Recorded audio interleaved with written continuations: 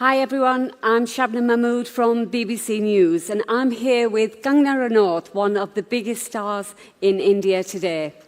She shot to fame in 2006 with her debut film Gangster, and in less than a decade she's established herself as one of the leading actresses in Bollywood. Her choice of roles has redefined the stereotypical Indian film heroine.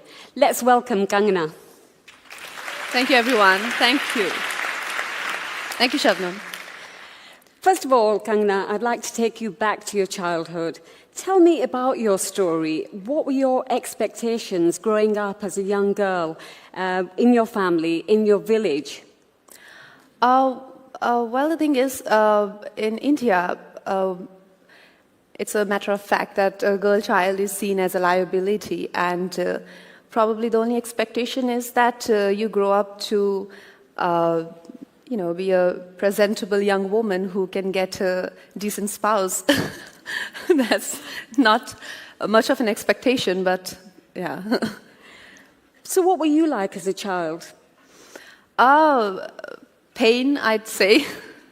I wasn't a child that an Indian parent would like to have. I was quite rebellious. And I didn't see myself as, I guess my family saw. I didn't see myself as a liability. I didn't see myself as someone who is, whose purpose of life is just to find a good enough husband who can take care of her. I saw myself as much more than that. You said rebellious. What kind of things did you do as a child? I think I was quite confident of myself, and I had a mind of my own. I liked the fact that my father had a lot of expectations from my brother, and I probably wanted to be that person who he could be proud of and who could be her own hero. So, yeah, that led to many incidences, including my running away from my house, I guess. Before we come to that, just wanted to ask you a little bit more about your family. Was it a very traditional family? Was there a lot of, the male members of your family, were they treated with favoritism? Yes, I won't say it was an exceptional Indian family. That is pretty much how it is everywhere, where, you grow up in a very, very protective environment.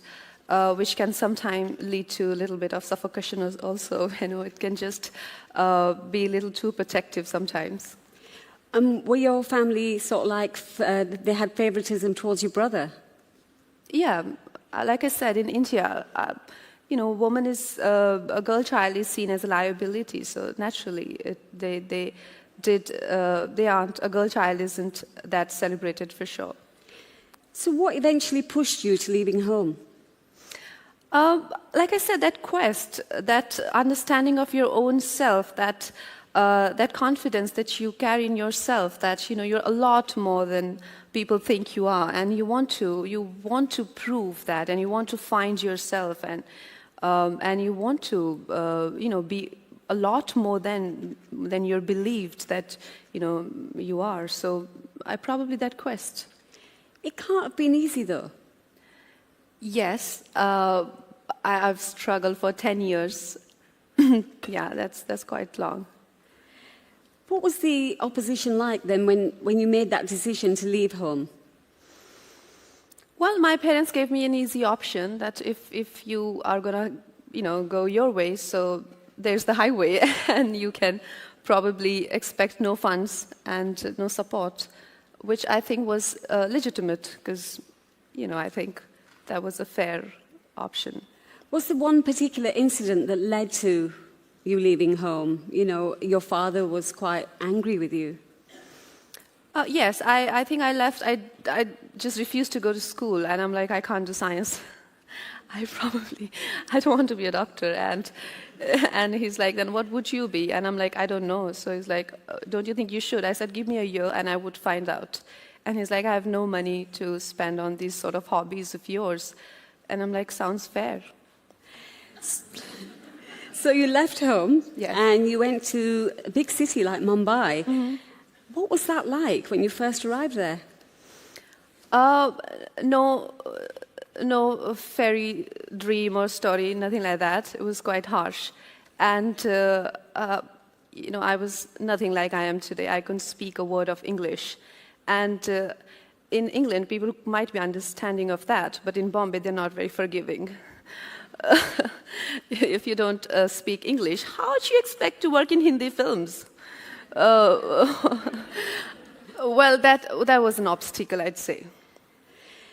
You overcame that obstacle, but you overcame many obstacles because it wasn't easy to establish yourself. What did you want to do the minute that you arrived in Mumbai? Did you think, I want to be an actress? Or did you have to go through various stages like, modeling? Oh, yes, various stages, various auditions. I ended up sleeping on the pavements, and I didn't have food to eat. And my father would call, he's like, so did you learn your lesson? I'm like, no, you better get ready to learn yours. So it took way too long, and I think for him to learn his lesson 10 years, he's like, okay, fine.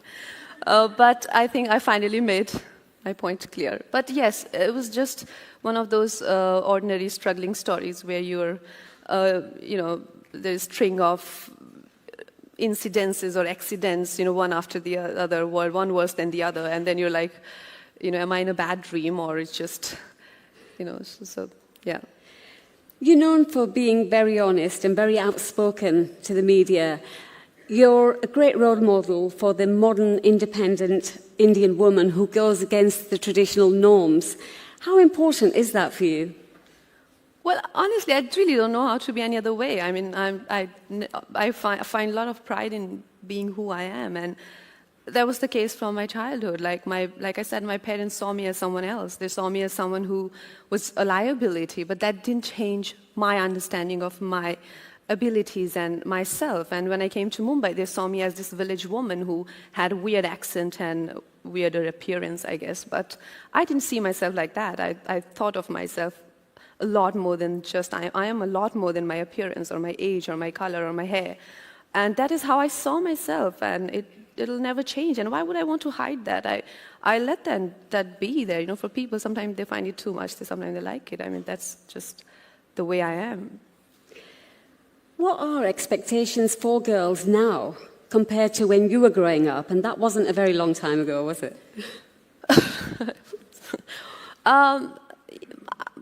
I think times have changed a little bit, not much. This generation isn't as bad as our generation, when I was growing up.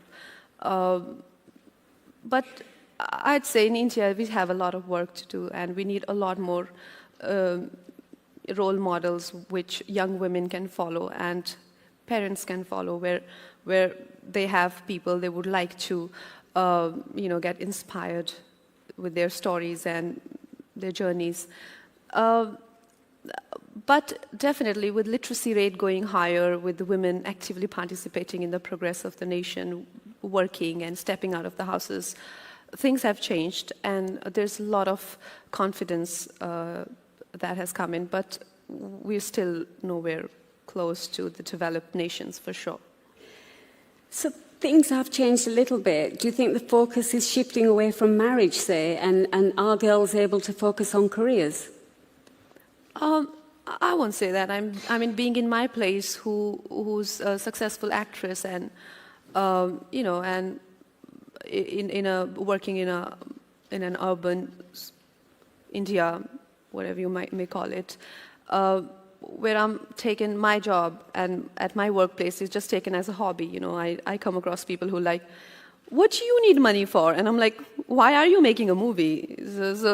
So I can see the challenges which rest of the women must be going through, and I know of my friends who are married, and every time they get married, their husband's job is the priority, so sometimes they have to even quit their jobs just because they have to prioritize their husband's work situations and maybe problems.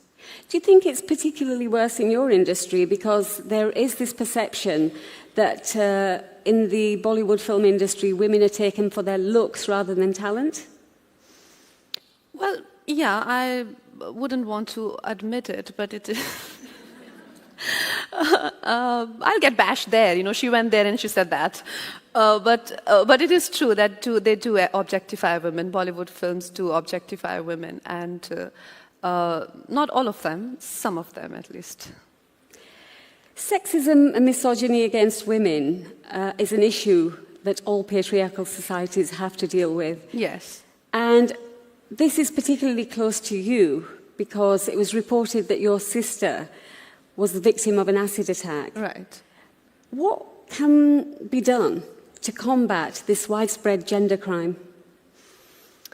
I don't know. I think I can just go on about it. But we first of all, as society, as people, try to single out India. That is the problem everywhere, where feminine as an emotion, feminine as a quality, it could be kindness, compassion, is seen as a weakness, where it is not.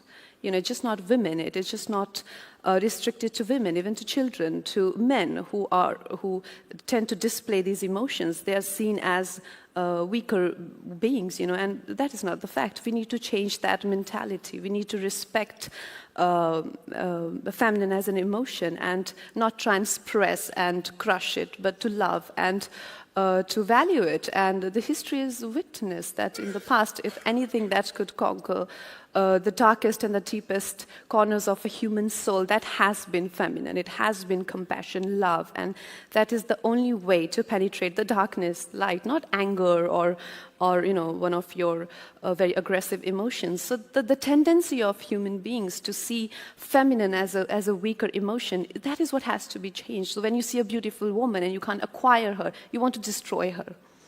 You know, so that needs to be changed. And like I said, it's not just a women problem. It is a problem of the world. Can Bollywood help in that? Yes, I think cinema is a beautiful medium. It reaches out to millions of people, and through films we can give ideas out there. We can implant ideas in people's brains or mindsets, which can grow into significant things, you know, and which can bring about significant changes.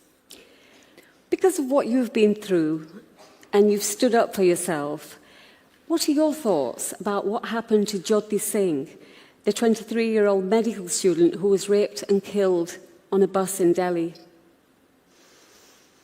Well, the thing is, a lot has been spoken about that, and a criminal is a criminal. A criminal doesn't have a religion or a nationality, do they?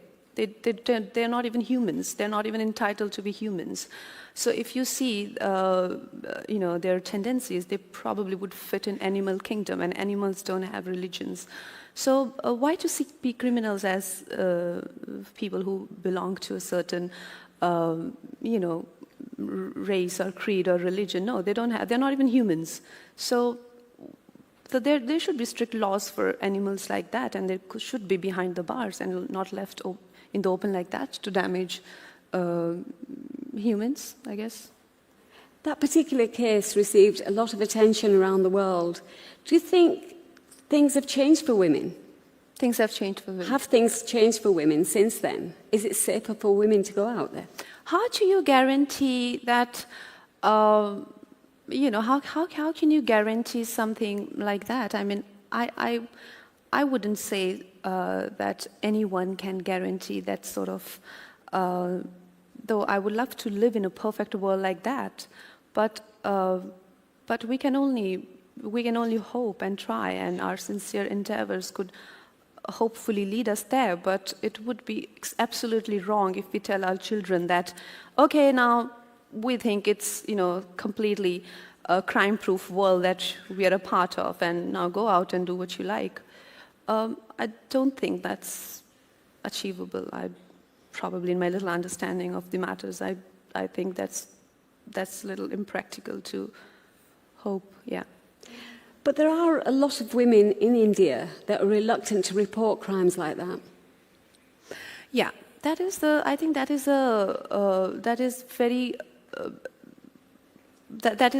the sad part, that as a woman you feel responsible and you're held responsible for an incident like that, and again, that comes from the fact that your birth as a girl child is not celebrated. If it's not a tragedy to a family, it's definitely a setback. So when you start from a point like that, it's very hard to find pride in your own self, confidence in your own being and in your own actions. So probably everything that you do is wrong. So even if you get teased or you get molested, it probably was your fault and you were wrong. So I think that mentality has to change just so that these people can report and they can identify the animals we just spoke about, because they roam around everywhere. And it's not just in, not in every class. The crimes happen in all classes, Coming back to Bollywood, what is the future for female actresses? Are they going to be taken seriously? They're going to be taken seriously. Well, I don't think we need anyone's approval about, what we do as actresses. I feel it's a lot more important for women to accept themselves as opposed to others accepting them. You can't be hoping to get others' approval on what you do. When I work in a film, I'm not seeking anyone's approval, so because they always start as, and I'm like, yeah, it is good, it's great. And they're like, yeah, it is good. So you got to be confident of who you are, and you can't really always, because others' opinion of you will always shift. Their perspective will keep changing. Like I said, when I started out, they dismissed me like a nobody. And, today I am who I am because my understanding of myself never changed. So as women, we don't have to hope that we get our due. We need to get up and get it ourselves. Thank you. And finally, Kangana, what else is in store for you beyond acting? I have a couple of projects coming up. I'm starting a period drama called Rangoon, which is based in World War II. So I'm going to start filming for that. And then there are some biopics and regular film stuff. I love being here, though. Love being here. Thank you so much. This was something so unusual for me. Thank you.